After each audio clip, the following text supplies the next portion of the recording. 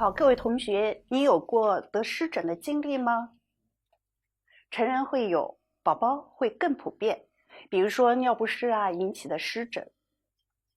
湿疹呢，以皮肤红斑、丘疹、丘疱疹为主。皮肤在这地方瘙痒激烈，很难受。而且到了潮湿的天气是越发严重。那么在古代就有古人他用紫草煎油来治疗什么呢？虫子叮咬。那么紫草能不能来治我们的湿疹呢？下面首先让我们一起来学习一下这个紫草。紫草它的特点，其实紫草是一种应用于临床的常用中药。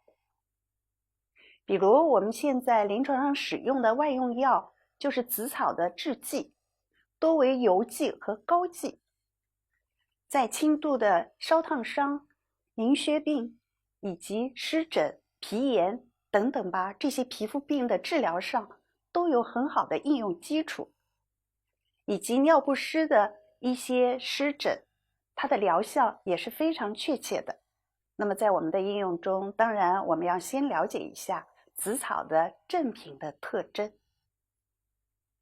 李时珍曾经说过，此草花紫、根紫，可以染紫，故名紫草。所以紫草的色素其实也是一种名贵的染料，当然也可以添加到我们的化妆品中使用。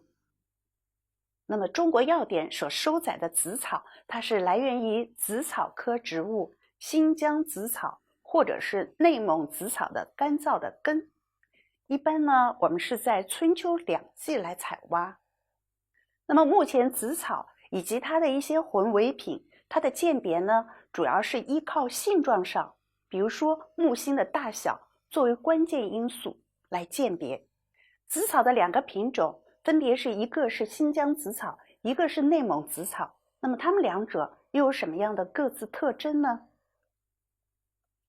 新疆紫草其实在商品中有时候我们也会称它为软紫草，它的形状是一种不规则的长柱形，多为扭曲，表面以紫红色或者是紫褐色为主。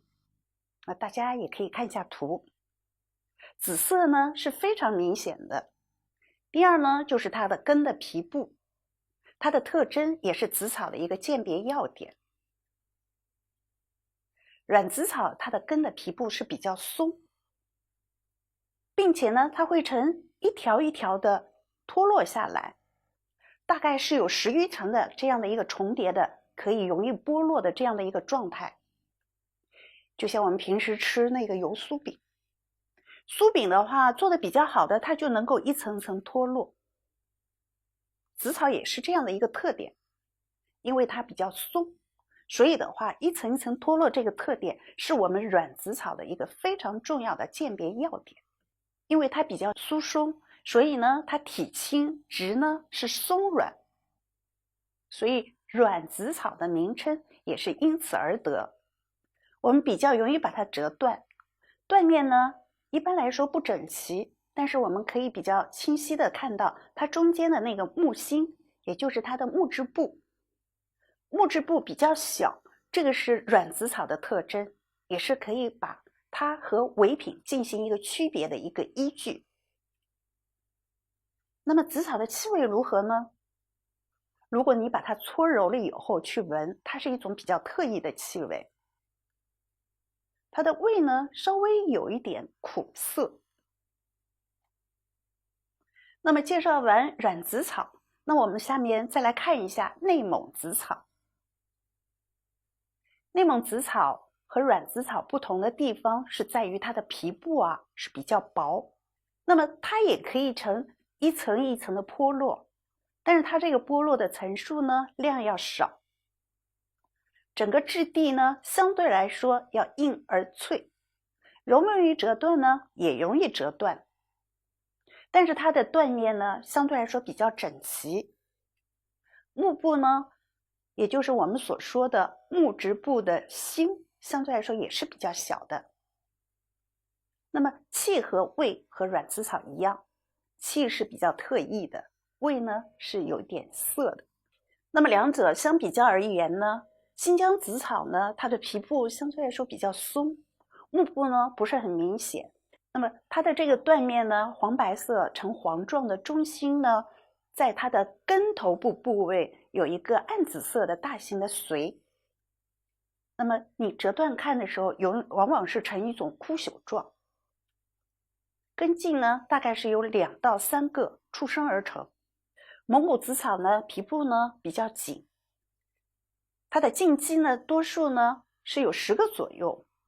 那么除了我们刚才说的紫草里面的2个品种，一新疆紫草，第2个内蒙紫草，这2个品种以外，还有一种呢是没有收录在国家要点的硬紫草。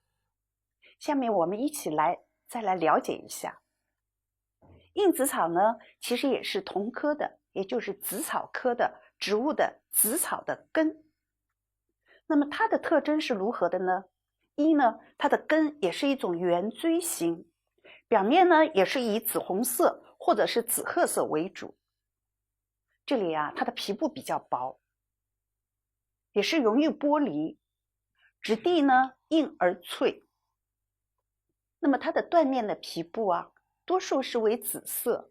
接下去是一个非常重要的鉴别要点，那就是它的幕部比较大，可以区别于我们刚才所说的这个新疆紫草和内蒙紫草。第二一个呢，可以区别的就是可以去闻一闻。刚才我们所说的那2种紫草，它的气味啊是非常特异的，而这个硬紫草呢，气味呢相对来说就比较淡了。味道呢也微微带一些苦味儿，所以通过上面的介绍，你能识别各类紫草了吗？根据我们这个李时珍所说的，这种草它的开花是紫色，根是紫色。那么这2个特征以外，我们还要进一步去观察它的根是不是可以层层剥离，它的木心的大小以及它的气味的特殊，这样的特征是不是明显？